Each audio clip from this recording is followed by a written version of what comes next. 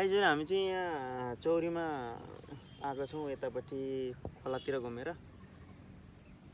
अब हामी लगभग जान्छौँ होला घरतिर होइन। जानुभन्दा अगाडि एउटा कोसेली तपाईँहरूलाई यो किनारबाट जाओस्।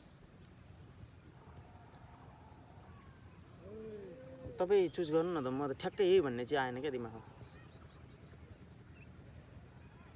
पदम राईको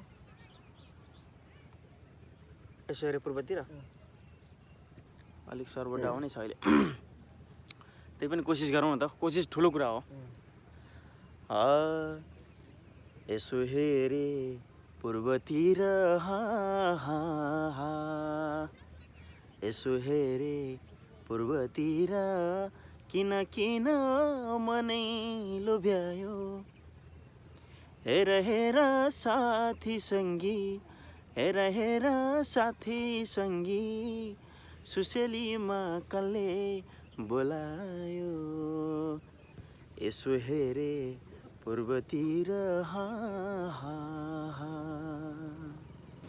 मेरो 2 शब्द यहीँ अन्त्य गर्न चाहन्छु। हस्त धन्यवाद, नमस्कार। हजुरको केही छ कि भनाइ? यतापट्टि 2 शब्द केही भनिदिनु पर्यो। ए सर्भर डाउन छ नि। यो शीतल छ, अब शीतल भयो अहिले चाहिँ 6 बज्नु लाग्यो त अनि। ल जिन्दगीमा यस्तै हो, अब अगाडि हामी जसरी बढ्नै पर्छ।